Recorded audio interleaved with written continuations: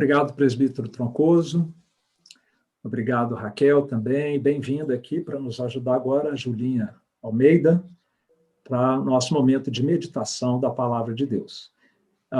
Antes disso, meus irmãos, só 3 esclarecimentos breves que eu acabei não dando quando eu fiz a apresentação sobre a volta aos cultos presenciais. Primeiro, quarta-feira as inscrições estarão abertas para o culto que acontecerá no domingo, dia 6 de setembro, confirmando essa data pelo Conselho da Igreja. Segundo, todos esses detalhes que eu dei e outros mais estão no aplicativo, já estão lá naquela simulação de inscrição que nós deixamos lá exatamente para os irmãos irem familiarizando, mas quem entrar para se inscrever vai ter todas essas informações e como temos trabalhado em toda esse período, né, que a igreja tem funcionado remotamente, informação, comunicação tem sido carro-chefe nosso nas lives, aplicativo, mídias sociais, grupos de Zap, podem ficar tranquilos que a informação vai chegar.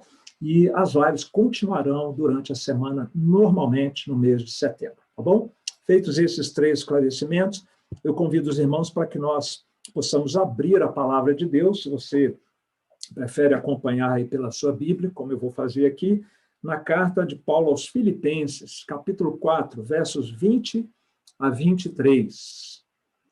São os últimos versículos desta carta. Filipenses 4, 20 até 23. Quero convidar você para ler junto comigo. Pode ser você que gosta de participar do culto, não apenas assistir o culto.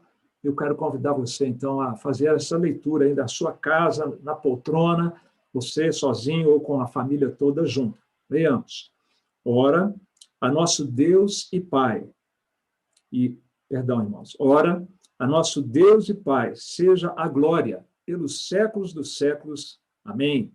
Saudai cada um dos santos em Cristo Jesus. Os irmãos que se acham comigo vos saúdam.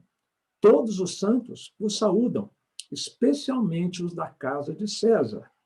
A graça do Senhor Jesus Cristo seja com o vosso espírito. Pai, nós humildemente nos colocamos diante da sua palavra, Senhor. O Senhor sabe que o zelo que a nossa igreja tem de comunicar essa palavra com fidelidade, com unção, de maneira aplicável às nossas vidas. Aprendemos isso na própria palavra do Senhor. E também sabemos que se não for a ação do teu Espírito Santo, no que fala, no que ouve, não temos nada, Senhor. Mas nós cremos que o Senhor bondosamente pode ouvir nossa oração agora e nos alimentar. É o que te pedimos em nome de Jesus. Amém. Meus irmãos, no final de 2019, mais exatamente no dia 29 de dezembro, nós lançamos uma campanha que eu chamaria aqui de educação cristã, uma campanha de comunicação cristã, baseada na carta de Paulo aos Filipenses. Essa imagem estava nos acompanhando diretamente lá do templo e ela tem sido muito presente aqui também nas nossas transmissões. Você vai ver agora aquela imagem que traduz ou que ilustra a nossa campanha de ensino bíblico, de comunicação para toda a igreja.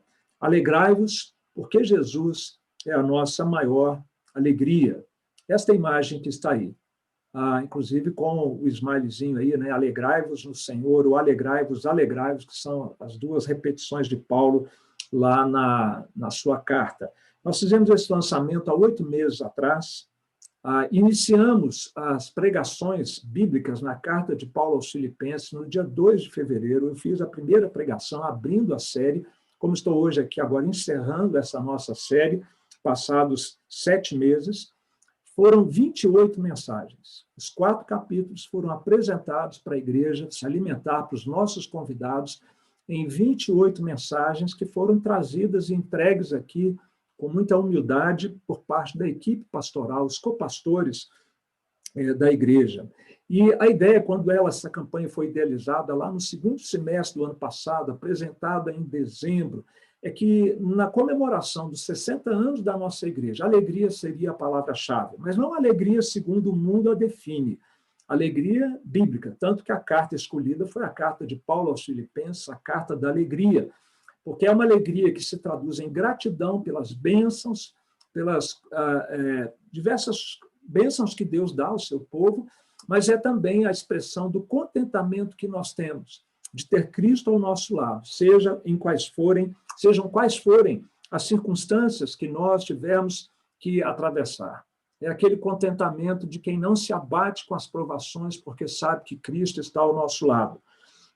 O contentamento cristão, ou esta alegria que está ilustrada nessa imagem e que nós trouxemos ao longo de todas essas mensagens, esse contentamento não se alicerça em pessoas, em circunstâncias, em coisas, mas este contentamento ele é espiritual, uma coisa lá de dentro da alma, porque Deus nos aceitou, porque Deus nos adotou como filhos, pela mediação do Senhor Jesus Cristo, que é o nosso Redentor, e que anda conosco por meio do seu Espírito Santo. É isso que nos dá uma nova visão da vida e até uma nova maneira de enfrentar as dificuldades da nossa vida. Bem, havíamos pregado 5 dessas 28 mensagens e começou a pandemia. Quem podia imaginar? Não é? E a opção da nossa igreja não foi ficar de braços cruzados, mas, pelo contrário, foi de trabalhar com afinco, trabalhar, inclusive, com muita dedicação, até mesmo evitando a simplificação que algumas igrejas optaram, algumas sem nenhuma crítica nesse sentido, tudo para a glória de Deus, mas algumas igrejas passaram esses meses todos entregando uma mensagem de manhã, uma mensagem de noite para a sua igreja, pelo menos pela internet, aos domingos. A nossa opção foi de diversificar, procurar atender o máximo de pessoas possíveis com a entrega da palavra de Deus ao longo desse tempo. Foi uma decisão sábia do Conselho, uma decisão e uma iniciativa que teve a liderança da equipe pastoral, contou com a dedicação, o dinamismo do nosso departamento infantil.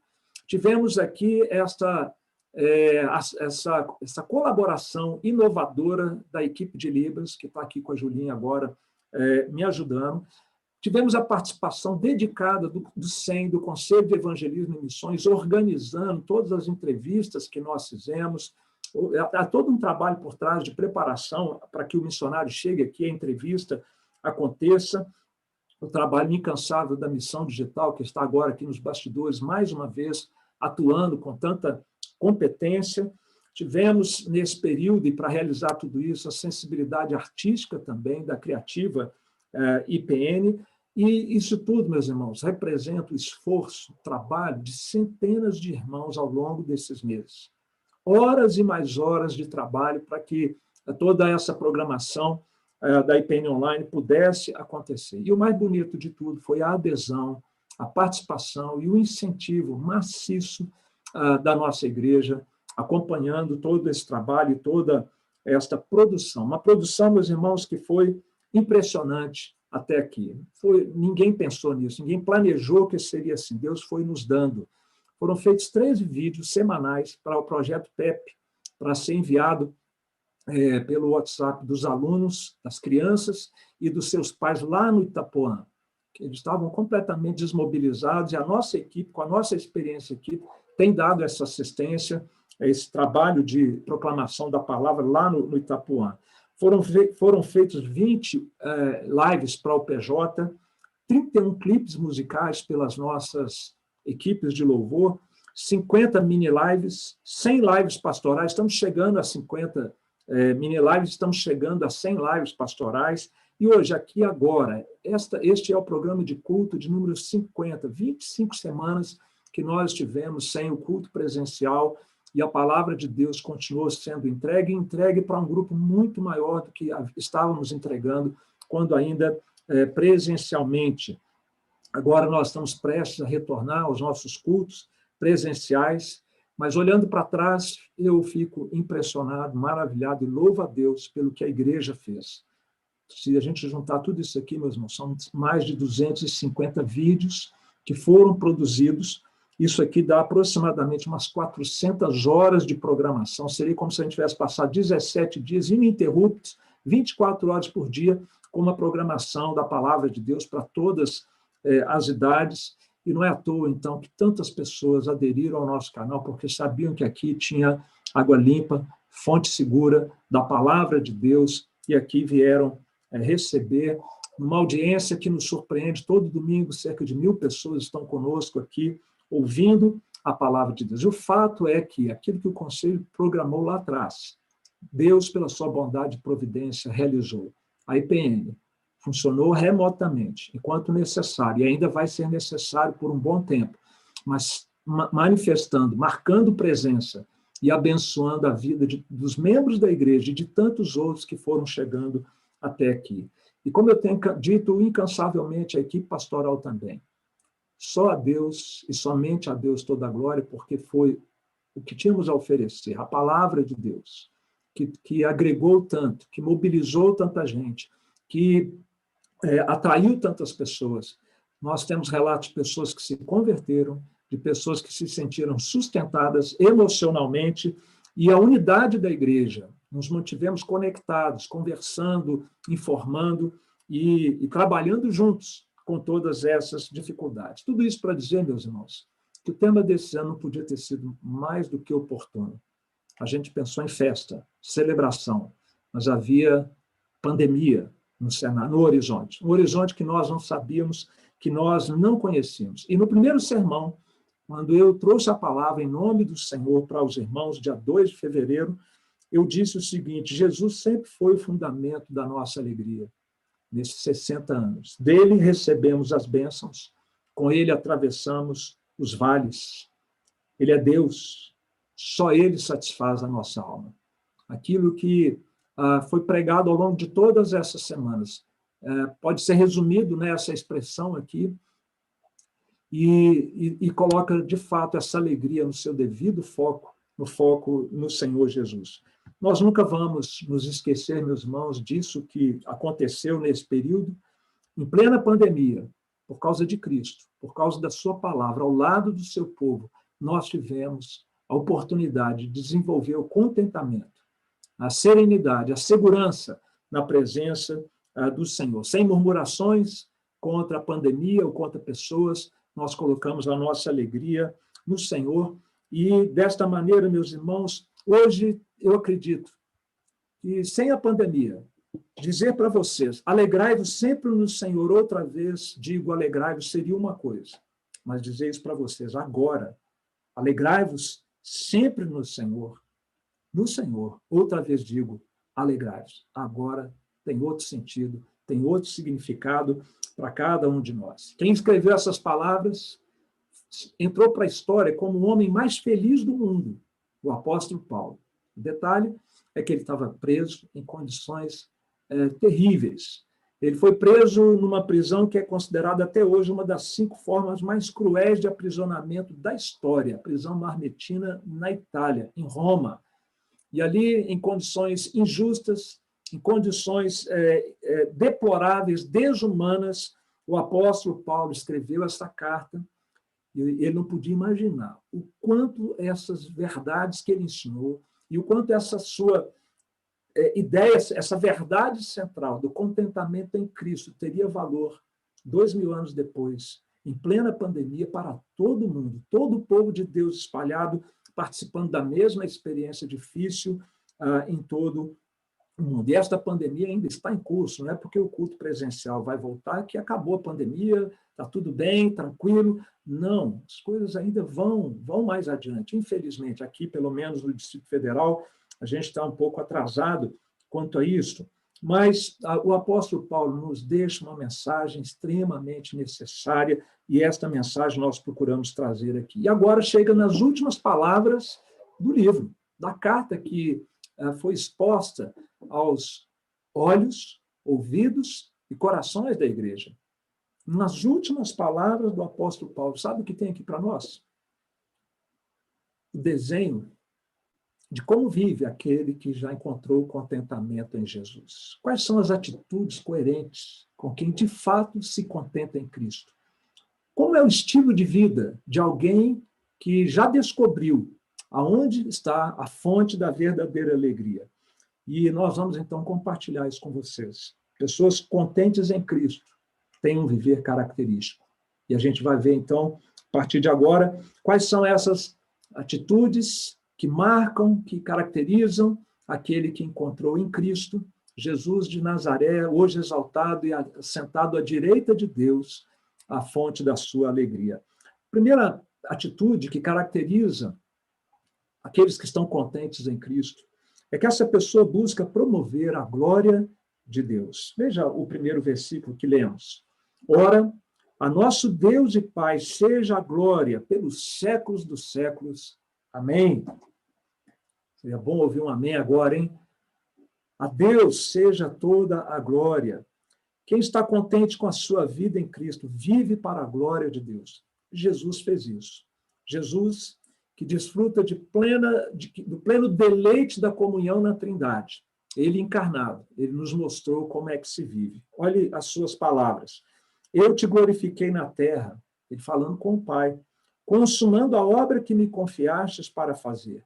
Manifestei o teu nome aos homens, que me deste no mundo. Eram teus, tu nos confiaste, e eles têm guardado a tua palavra. Jesus está dizendo que glorificou ao Pai.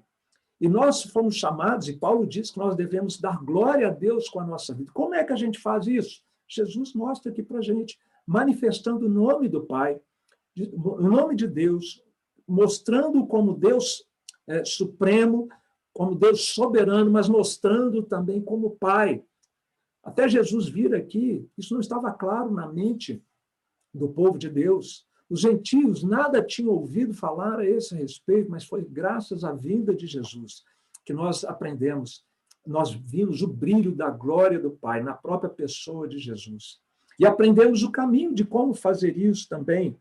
Há um outro anti-exemplo que eu quero mencionar, que é o exemplo de Herodes. Ao contrário de Jesus, que diz que eu te glorifiquei na terra, Herodes, vestido com a sua roupa real, seu traje real, estava sentado no trono. O povo veio para ovacioná-lo, a população, a multidão, e começaram a dizer: é voz de um Deus e não de homem. E Herodes, tomado por esse vírus que vem lá do Éden, da busca pela autodivinização, de pensar de nós mais do que é devido, não deu glória a Deus. Recebeu aquilo como se fosse verdade. E um anjo do Senhor o feriu, por ele não haver dado glória a Deus, e comido de vermes expirou. Atos 12, 21 a 23. Dar glória a Deus, ou deixar de dar glória a Deus. C.S. Lewis diz que são os dois estilos de vida possíveis. Os dois grupos de vidas possíveis. Aqueles que vivem para dizer: Deus, seja feita a sua vontade. E vivem para a glória de Deus. E aqueles que Deus diz: ok, seja feita a sua vontade. Daqueles que buscam a glória para si próprio. E o final trágico de Herodes é um bom exemplo do que vai acontecer com quem faz parte deste segundo grupo.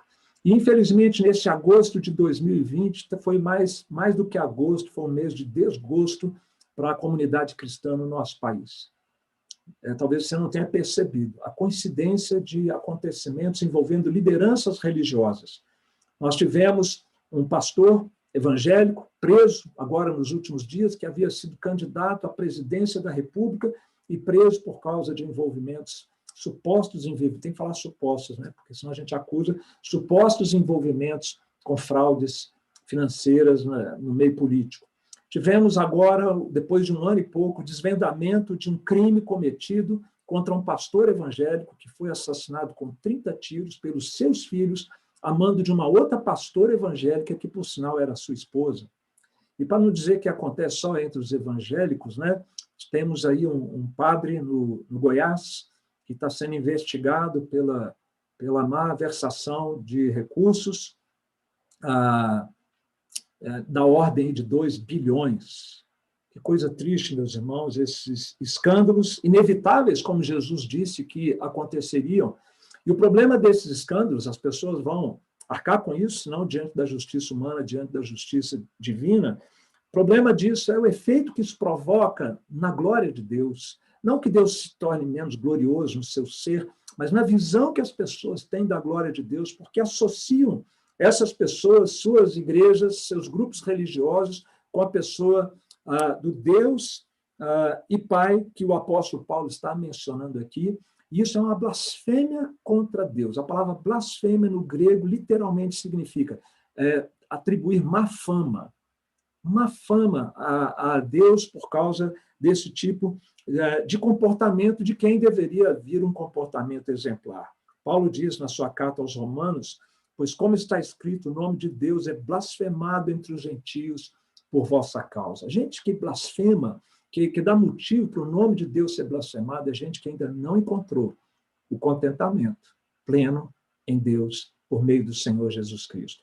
E essas pessoas, então, não descobriram a alegria de possuir a Cristo e ficam erigindo falsos deuses no seu coração, ídolos no seu coração, e em nome do poder, do dinheiro, do prazer, da sexualidade ilícita, em nome do seu ego, do seu lazer, se entregam a situações tão lamentáveis, em rebelião contra Deus, e algumas delas chegam a esses escândalos notórios, como nós estamos vendo aqui nos nossos dias. Quem vive contente com a aliança que tem com Deus por meio de Jesus, busca a glória de Deus, quer ver o nome de Deus bem afamado, reconhecido como Deus e Pai. São referência tanto à excelência de Deus, Deus Pai, Deus Filho, Deus Espírito Santo, a grandeza, a sublimidade, a soberania, quanto com a intimidade, o amor, a misericórdia que o Pai revela para com aqueles que têm com ele uma aliança. John Owen, o chamado, considerado o príncipe dos puritanos, ele disse algo que mexe com o meu coração. Espero que com o seu também. A maior descoberta do Evangelho é que Deus nos ama. Porque sem o Evangelho, o que nós saberíamos é que existe um ser supremo, criador de todas as coisas. Nós teríamos na nossa consciência uma culpa da qual nós não saberíamos exatamente de onde ela vem, por saber que nós estamos em falta, pelas nossas condutas, nossas atitudes, as feridas que vamos fazendo ao longo da vida, mas nós não saberíamos que Deus é amor, que Ele nos ama, que Ele enviou o seu Filho para se reconciliar conosco, lançando sobre o Filho dele a culpa e o castigo que era devido a nós. Essa é a maior descoberta do Evangelho. Deus é amor. O Pai, Ele é Pai daqueles que Ele adota por meio de Jesus. Ele é Pai e Ele ama você se você está em Cristo. Meus queridos, eu pergunto, você está contente com Cristo? Vai tudo bem com a sua alma? Quem está contente? Quem está satisfeito? Busca a glória de Deus. Você vive para quê? Para promover a glória de Deus por a sua própria satisfação, podemos dizer a sua própria glória. O que motiva a sua vida? Você vive, fala, trabalha, e que lugar há nisso para que as pessoas saibam que há um Deus no céu tremendo, maravilhoso, e que ama o pecador e que enviou o seu Filho para redimi-lo? Aqueles que não amam a Cristo assim, meus irmãos, e às vezes estão dentro da igreja, às vezes aqueles que não estão contentes em Cristo, infelizmente, às vezes dentro da igreja, são fortes candidatos a promoverem escândalos por causa dos falsos deuses no coração. Que Jesus seja aquele que traz plena satisfação ao nosso coração, para que fiquemos imunes de sermos nós os promotores desses escândalos. Mas há uma segunda atitude que nós encontramos aqui nesse texto, meus irmãos, é que aquele que está satisfeito em Cristo, ele busca viver na comunhão do Espírito. Paulo termina a carta não apenas com mera formalidade, cumprimentando as pessoas, mas os termos que ele usa são muito enfáticos para mostrar esse aspecto tão bonito que é o corpo de Cristo, esta comunidade imperfeita, mas que é habitada pelo Espírito Santo de Deus, que foi comprada pelo sangue de Jesus Cristo e que, apesar de nós, funciona, apesar de nós, abençoa, apesar de nós, compartilha o amor e a palavra de Deus. Paulo diz: saudai cada um dos santos em Cristo Jesus. Os irmãos que se acham comigo vos saúdam. Todos os santos vos saúdam, especialmente os da casa de César. Olha os termos que ele usa: saudação, termo íntimo, fraterno. Ele fala da comunidade, essa comunidade ele a qualifica como sendo formada por pessoas santas, chama de irmãos. e faz menção, inclusive, a um grupo em especial que estava celebrando essa confraternização. São as últimas palavras do apóstolo Paulo. Ele está dizendo que são santos, porque, olha como é diferente, né? O conceito bíblico de santidade e o conceito católico romano de santidade. O Papa atribui santidade aos que já morreram. A palavra de Deus atribui santidade àqueles que Deus escolheu e chamou para si. A Igreja Católica, não quero aqui fazer nenhuma crítica agressiva, estou apenas fazendo uma constatação teológica e doutrinária, atribui a santidade àqueles que já morreram e que fizeram algo de significativo para Deus e para o próximo. A palavra de Deus atribui santidade para aqueles que, mesmo sendo pecadores, indignos e nada tendo feito para o próximo ou para Deus, são separados do mundo, são chamados para Deus, para viver com Deus, se tornar como Cristo e servir a Deus, procurando viver uma vida de alto padrão, mas em consequência de terem sido santificados e separados por Deus. E este grupo de pessoas santificadas ou separadas do mundo para Deus passa a formar uma comunidade que desfruta de uma unidade sobrenatural. Esta unidade, ela é produzida pelo Espírito Santo de Deus, que passa a viver nos nossos corações. Jesus, ou melhor, Paulo, ele diz, esforçando-vos diligentemente por preservar a unidade do Espírito no vínculo da paz. Esta unidade é do Espírito, meus irmãos. Se dependesse de mim, de você, seria um desastre completo. Mas é graças ao Espírito que está em nós que a gente pensa duas vezes antes de falar, que a gente rumina as amarguras e perdoa e procura tratar os irmãos com amor, procuramos servir ao próximo. A bênção apostólica faz menção a esta comunhão do Espírito, quando diz que a comunhão do Espírito Santo seja com todos vós. É o Espírito Santo, meus irmãos, que permite que nós vivamos, que nos ensina a viver em comunhão. Quando Deus nos santifica do mundo, nós somos trazidos a esta trindade em comunhão, a este Deus em comunhão triuna. E ali nós chegamos, então, para viver em comunhão com este Deus triuno. E somos colocados em meio a uma comunidade que tem comunhão com este mesmo Deus. Não existe cristianismo solo, carreira crente desigrejado, não importa se o templo está aberto ou fechado, não importa se sentimos ou não sentimos essa realidade, mas se estamos em Cristo, isso é um fato, é o que acontece, é o que somos. A Igreja de Deus, a família da fé, e aprendemos, então, se estamos contentes em Cristo, e olhamos para o nosso vizinho, que também foi comprado por Cristo, que também encontrou este contentamento em Cristo, nós nos sentimos irmanados, nós sabemos que existe essa realidade que nos une em Cristo, como um bônus adicional da nossa comunhão com a Trindade. É a nossa comunhão fraternal. E Paulo está dizendo aqui que essa comunhão fraternal, meus irmãos, não escolhe lugar. Pode ser na Itália, onde ele estava preso, ou lá na Macedônia, para onde aquela carta foi enviada. Esta comunhão fraterna não se limita a etnias.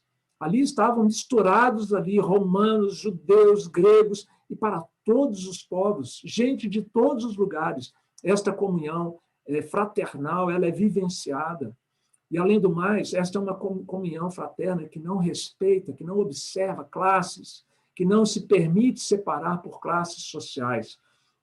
Porque Paulo é um prisioneiro de César, e ele está dizendo que os da casa de César, de quem ele era prisioneiro, na verdade ele dizia que ele era prisioneiro de Cristo Jesus, que ele era prisioneiro do Senhor, senão ele não estaria ali se o Senhor não quisesse. Mas vamos dizer, legalmente, ele era prisioneiro de César, e ele está dizendo que tem irmãos da casa de César que o prendeu, que estavam mandando saudações cristãs para os crentes lá de Filipos, para onde a carta estava indo, meus irmãos. Por isso, quem entende assim, quem vê com contentamento a sua salvação, o seu relacionamento com Deus, percebe com contentamento também como é doce, como é bela a comunhão dentre os irmãos, e procura trabalhar em favor disso, não para desmontar, não para desagregar, não para desestruturar a comunhão do corpo de Cristo. As 6 coisas que Deus abomina, e a maior de todas elas é aquele que semeia intrigas e contendas entre os irmãos. Está lá no livro de Provérbios. Portanto, meus irmãos, escolhamos preservar esta unidade que já existe, que é sobrenatural. Se por causa de comida o teu irmão se entristece, já não anda segundo o amor fraternal. Por causa da tua comida, não faças perecer aquele a favor de quem Cristo morreu. Seria bom se eu e você olhássemos para os nossos irmãos sempre nessa perspectiva. Independente de qualquer coisa, está ali alguém por quem Cristo morreu. Isso já nos faria tratá-lo de uma outra maneira completamente diferente. Vamos ficar atentos, meus irmãos, porque as ideologias políticas estão aí querendo se infiltrar insidiosamente na nossa unidade, quebrar a nossa unidade. Não vamos permitir isso, porque, ao contrário, nesses tempos difíceis, o que nós estamos vendo é que essa pandemia nos uniu ainda mais. Veja como temos orado pelos nossos irmãos, estamos sempre divulgando a lista daqueles que estão com a Covid.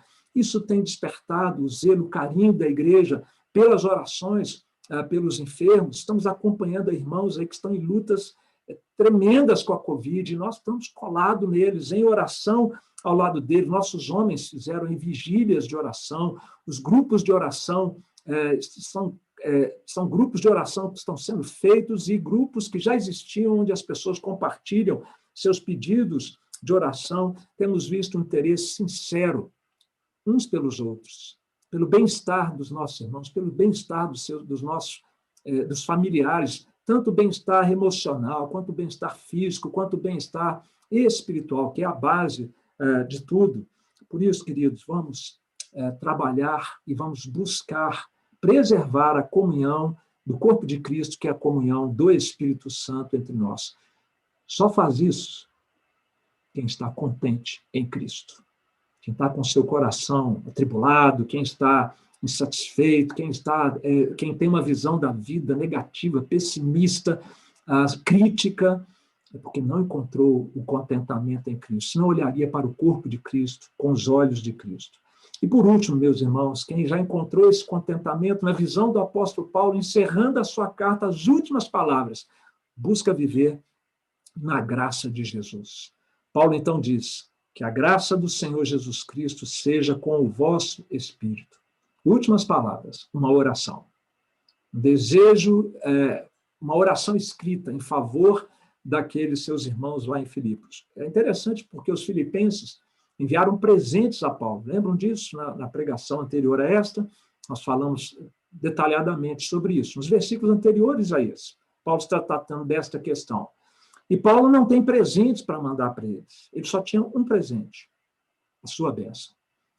E William Barclay, ele diz de uma maneira muito bonita, que presente maior podemos dar a qualquer homem, a qualquer pessoa, do que lembrar-se dele em nossas orações.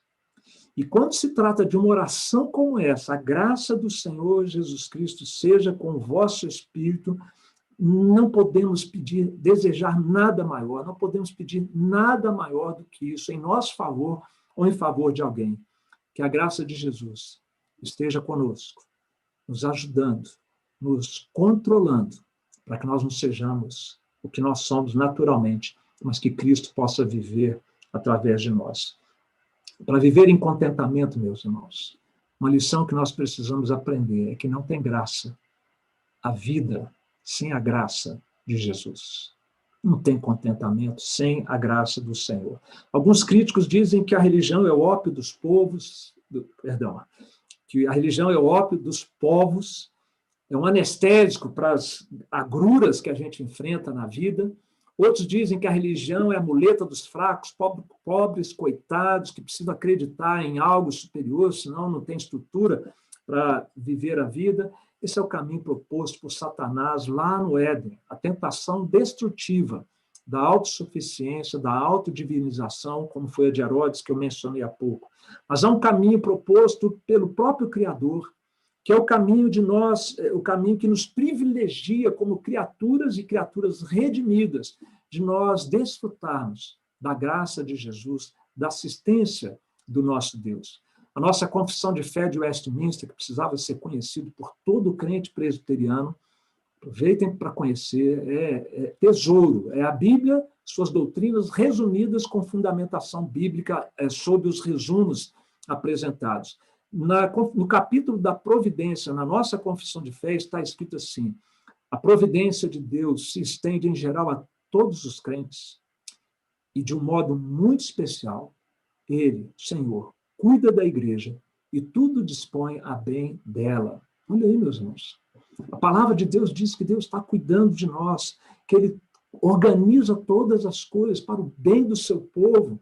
Ainda que nesse mundo caído vamos passar por muitos perrengues, mas é o bem último nós que Deus tem em mente quando ele vai nos tirar deste mundo como ele está e vai restaurar e renová-lo, e nós estaremos para sempre com o Senhor. Graça, meus irmãos, é a graça do Senhor que nos é oferecida para cada dia. E não é a graça no sentido que alguns falam assim, eu recebi uma graça, eu fui curado, não tenho mais a doença, ou agora eu tenho um filho, agora eu tenho uma promoção. Não, não é isso. Graça é um conceito infinitamente superior a esse conceito de algo apenas, uma bênção específica apenas.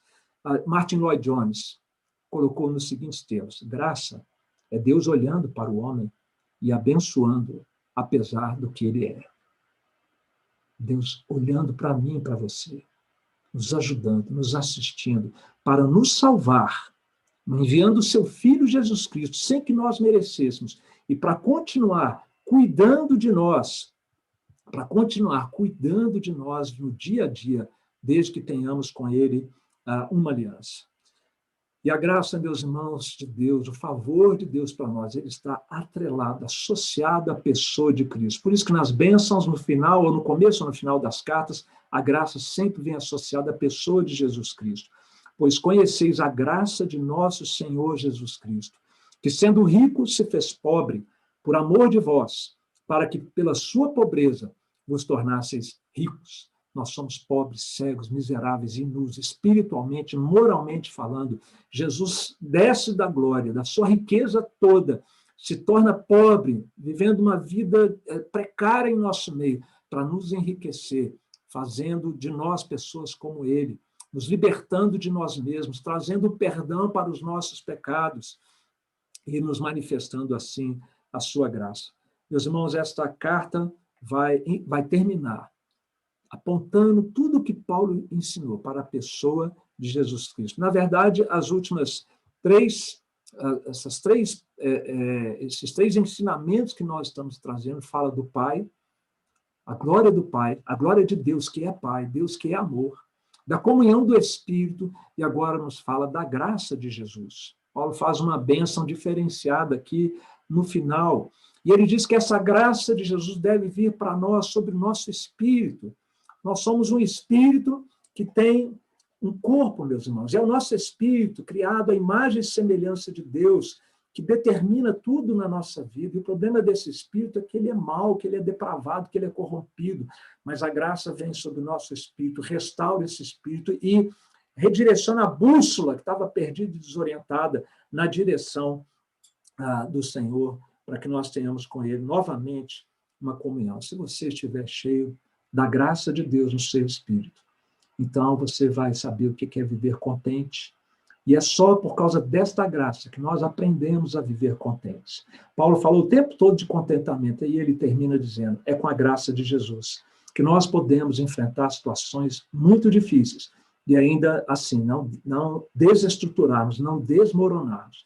Pergunte para os irmãos que passaram pela Covid, que perderam seus familiares, alguns deles, ou os familiares daqueles que ficaram doentes, e você vai saber, eles vão te dizer, eu experimentei da graça de Jesus, e por isso eu atravessei esse deserto. E assim com todos os demais que estão enfermos, os familiares daqueles que também estão enfermos. Nós precisamos aprender, meus irmãos, a tua graça é melhor do que a vida. E Martin Lloyd Jones, ele diz sobre isso, para finalizar, quem aprendeu a dizer isso, dominou a vida. Aconteça o que acontecer. Esta é a suprema bênção que podemos desfrutar na vida. A graça do Senhor Jesus Cristo. Eu termino, meus irmãos, a pandemia não acabou. Ela vai continuar. Mas o nosso contentamento também vai continuar. Porque ele não depende de ter ou não ter essa situação no nosso mundo. O profeta Abacuque seria capaz de se identificar conosco nesta situação que nós estamos vivendo hoje. Como nós seríamos capazes de nos identificar com a situação que ele viveu? E uma situação parecida com a nossa. Ele, mas muito pior, ele, movido pelo Espírito Santo, orou nos seguintes termos: ainda que a figueira não floresça, nem haja fruto na vide, o produto da oliveira minta, e os campos não produzam mantimento, as ovelhas sejam arrebatadas do aprisco, e nos currais não haja gado, faltou só escrever, e ainda que haja uma pandemia, todavia, eu me alegro no Senhor, exulto no Deus da minha salvação. O Senhor Deus é a minha fortaleza, e Ele faz os meus pés como os da corça, e me faz andar altaneiramente. No mês que vem, a partir do próximo domingo, nós vamos dar continuidade ao tema deste ano, só que agora com a exposição bíblica pela equipe pastoral IPN do profeta Abacuque. Pode começar a ler este livro, e a cada domingo nós vamos trazer a mensagem do profeta, que se resume neste texto que eu acabo de ler aqui para vocês. Tanto Paulo quanto Abacuque sabia que pessoas contentes em Cristo têm um viver característico. Buscam a glória de Deus, valorizam e buscam viver em comunhão, a comunhão do Espírito, e, sobretudo, buscam viver na dependência da graça de Jesus. Que Deus nos abençoe. Amém.